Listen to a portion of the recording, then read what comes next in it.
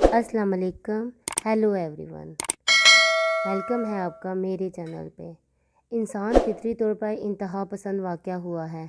ये नफ़रत करने लगे तो नरमो नाजुक फूलों को भी बेदर्दी से मसल दे, और प्यार करने आए तो इसकी शिद्दत से कांटों को दामन में सजा ले। कभी प्यार की शबनम का एक कतरा भी हमें सैराब कर दे, और कभी चाहतों के उमड़ते दरिया भी हमारी तृष्णा लबी के आगे हार मान जाएं। बेगानी की कैफियत तारी हो तो अपना भी बेगाना लगे, और खुशगुमानी हो तो दुश्मन को भी रफ़ीक समझकर गले से लगा लें। नासिर मेरा चचा ज़ात था, मुझे चाहता था, इसकी चाहत भी उमड़ते दरिया की तरह थी, मगर मैं इससे नफ़रत करती थी। वो मेरी मंजिल न था, मुझे देहाती माहौल भी पसंद न था। मेरी आंखों में बसने वाला शहज़ादा खूबसूरत, पढ़ा लिखा और सूट बूट में मलबूस शख्स था, जो शहर में रहा और पला बड़ा हो। मेरा गांव पंजाब के शहर रावलपिंडी के जनूब मगरबी इलाके की तरफ बड़े बड़े पहाड़ों के दरमियान वाक़या है। एक वक्त था कि हमारा गांव दौरे जदीद की सहूलतों से महरूम था। एक कच्ची सड़क पिंडी से हमारे गांव तक जाती थी। इस रूट पर सिर्फ 2 बसें चला करती थीं। गांव में एक मिडिल स्कूल था, जहां लड़के और लड़कियां इकट्ठे पढ़ते थे। बिजली न थी, अस्पताल की कमी भी शिद्दत से महसूस होती थी। हमारे गांव के लोग बरवक्त तिब्बी सहूलत न होने की वजह से मौत के मुंह में चले जाते थे। नासिर और मैं इकट्ठे ही गांव के स्कूल में पढ़ते थे। नासिर के वालिद मेरे अब्बा जान से बड़े थे। गांव में हमारी जायदाद सबसे ज़्यादा थी। मेरे चचा और वालिद दोनों भाई मिलकर ज़िम्मेदारी करते थे। आपस में इत्तेफाक और मोहब्बत मिसाली थी। नासिर और मैं हम उम्र थे। कुदरत ने मुझे बेहद हुस्न से नवाजा था, जबकि नासिर शक्ल सूरत के लिहाज से बहुत ही पीछे था। लगता था वो हमारे घर का या हमारे ख़ानदान का फ़र्द ही नहीं है। इसका स्याह रंग और पक्का चेहरा मुझे बिल्कुल नहीं भाता था।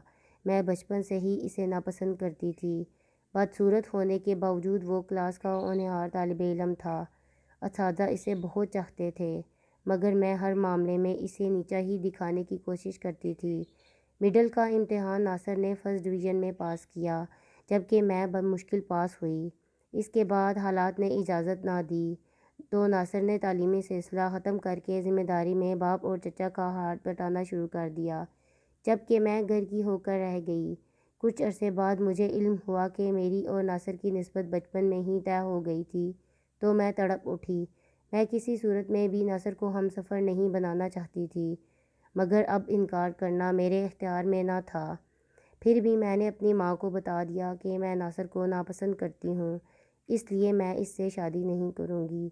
माँ ने मेरी बात सुनी तो परेशान कुन लहजे में बोली, सलमा बेटी, नासिर जैसा भी है तुम्हें इससे शादी करनी होगी।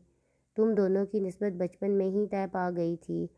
हमारे ख़ानदान की ये रीत रही है, जो रिश्ता एक बार तय हो जाए वो टूटा नहीं करता। इसलिए तुम सब कुछ भूल जाओ और नासिर के सिवा किसी के बारे में ना सोचो। मजबूरन मुझे खामोश होना पड़ा, लेकिन मैंने ये अहद कर रखा था कि कुछ भी हो जाए मैं नासिर से शादी नहीं करूँगी, हवा इसके लिए मेरी जान ही चली जाए।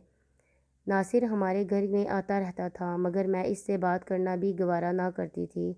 मुझे इसकी शक्ल से नफ़रत थी। नासिर भी बखूबी जानता था कि मैं इसे नापसंद करती हूँ, मगर इसके बावजूद मैंने इसकी आंखों में अपने लिए मोहब्बत के दीप जलते हुए देखे थे। गांव के लोग नासिर के किरदार की बहुत तारीफ़ें करते थे। वो गांव के लोगों के दुख दर्द में शरीक होता और गरीबों की बेलौस मदद किया करता था, उनसे बहुत मोहब्बत करता था। मैं किसी की ज़ुबान से इसकी तारीफ़ सुनती तो मेरे अंदर एक आग सी लग जाती। मैं जी भर कर इसकी बुराई करती और दिल की भड़ास निकाल लेती।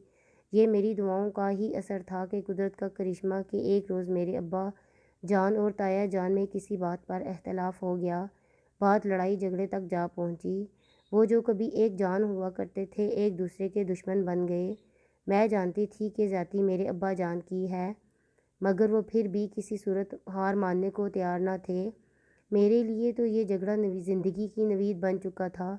मैं अम्मी और अब्बा के साथ थी। गांव के लोगों ने बजाय सुलह कराने की इस नाराज़गी को और भी हवा दी और लगाई बुझाई करके इस मसले को और भी उलझा दिया। दोनों भाई एक दूसरे के जानी दुश्मन बन गए। तमाम जायदाद का बंटवारा हो गया।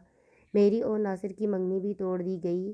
میرے من میں گھنٹیاں سی بج اٹھیں۔ میں نے سجدہ شکر ادا کیا کہ میرے من کی مراد پوری ہو گئی ہے۔ ایک روز ناصر اچانک ہمارے گھر آ گیا اور میرے ابا سے کہنے لگا، چچا جان آپ چھوٹے ہیں، غلطی اور زیادتی بھی آپ کی ہے، اس لیے بڑے بھائی سے معافی مانگ لیں اور خاندان کی عزت کو زمانے والوں کے سامنے تماشا نہ بننے دیں۔ میں نے اور ابا جان نے ناصر کی اس جرأت پر اس کی خوب خبر لی اور اسے کھری کھری سنا کر واپس بھیج دیا اور یہ بھی کہہ دیا کہ آج کے بعد وہ ہماری حویلی میں قدم تک نہ رکھے۔ یوں ہی 4 سال بیت گئے۔ ہم ایک ہو کر بھی ایک دوسرے کے لیے اجنبی بن گئے۔ ابا جان نے میری خواہش کی تکمیل کر دی۔ ہمارے دور کے رشتہ دار عرصہ دراز سے لاہور میں مقیم تھے۔ میری شادی ان لوگوں میں کر دی گئی۔ شہزاد بہت ہی خوبصورت اور سمارٹ تھا۔ وہ میرا آئیڈیل تھا۔ لاہور میں کسی غیر سرکاری ادارے میں ملازمت کرتا تھا۔ میں شادی کے بعد لاہور چلی گئی اور شہزاد کے ہمراہ ایک پرسکون زندگی گزارنے لگی۔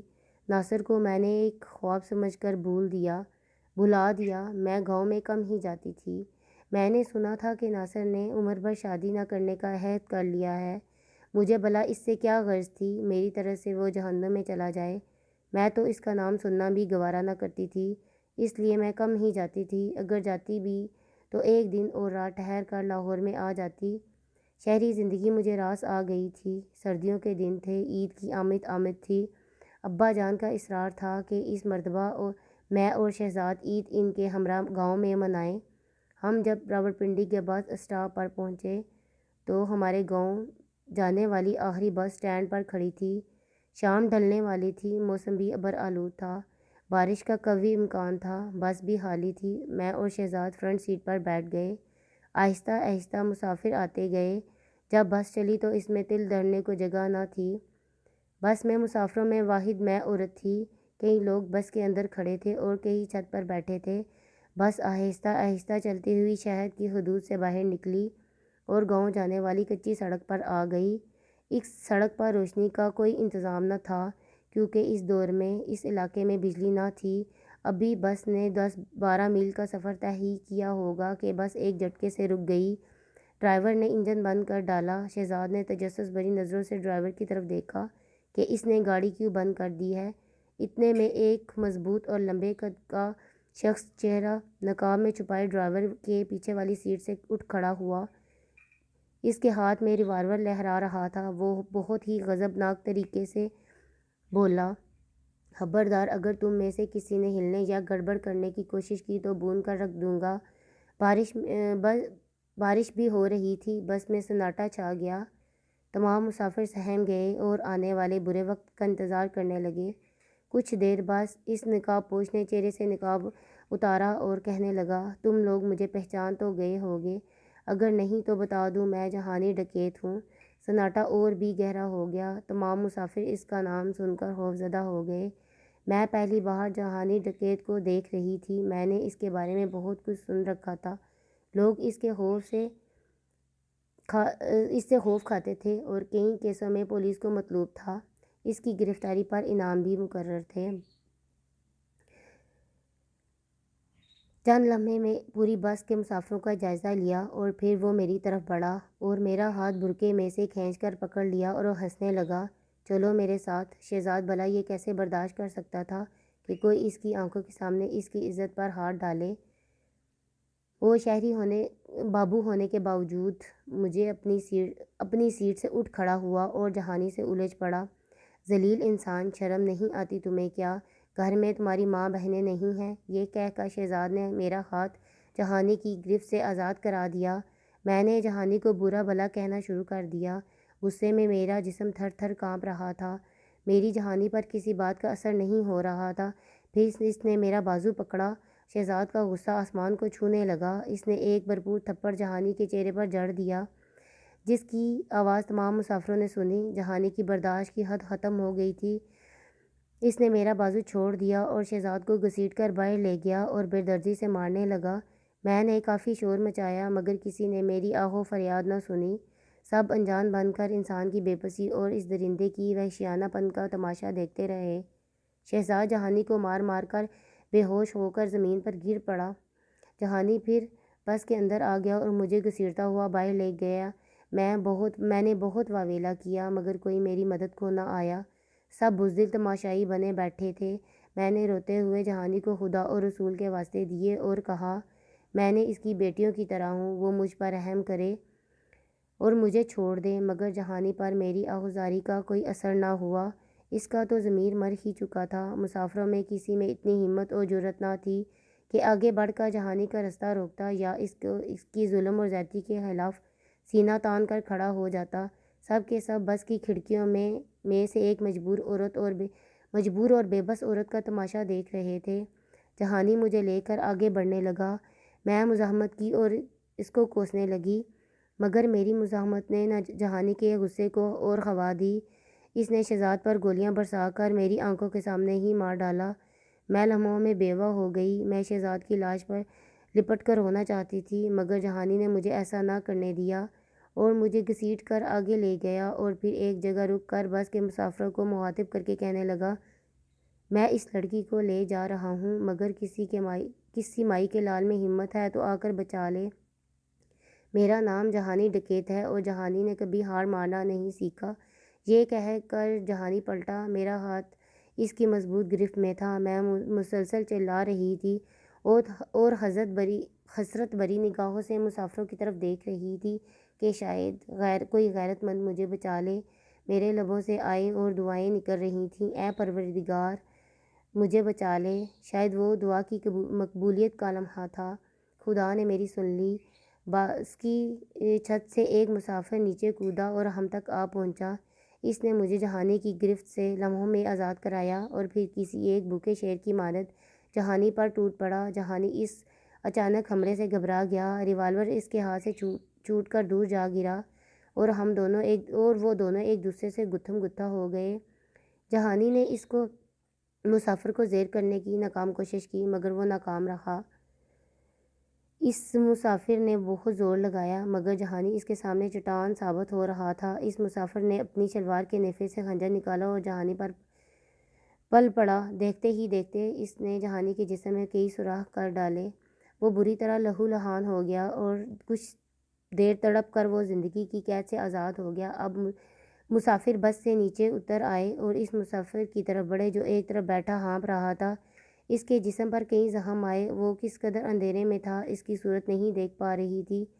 مشرق کی جانب سے چاند طلوع ہو رہا تھا، ہلکی ہلکی روشنی پھیلنے لگی تھی۔ ایک دو مسافر شہزاد کی لاش کی طرف بڑھے اور میری طرف آ گئے۔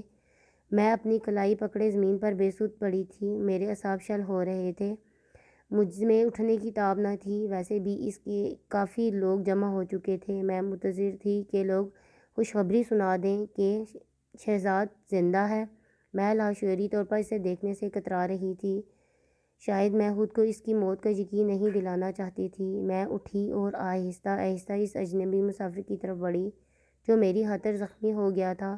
میں نے اپنا دوپٹہ اتار کر ایک مسافر کو دیا اور کہا یہ ان کے زخموں پر باندھ دو۔ اس مسافر نے دوپٹہ پھاڑ کر اس کے زخموں پر باندھنا شروع کیا تو میں بھی اس کے قریب ہو گئی۔ میں نے اس مسافر کو دیکھا تو میرا وجود زلزلوں کی زد میں آ گیا۔ وہ ناصر تھا، میرا کزن، میرا سابقہ منگیتر۔ میں فوراً ناصر کے قدموں میں جھک گئی۔ میں نے روتے ہوئے کہا ناصر، میں سمجھتی تھی کہ تمہیں مجھ سے نفرت ہو گئی ہوگی اور تم میری شکل دیکھنا بھی گوارا نہ کرو گے، مگر آج جو تم نے کیا وہ زندگی بھر نہیں بھولوں گی۔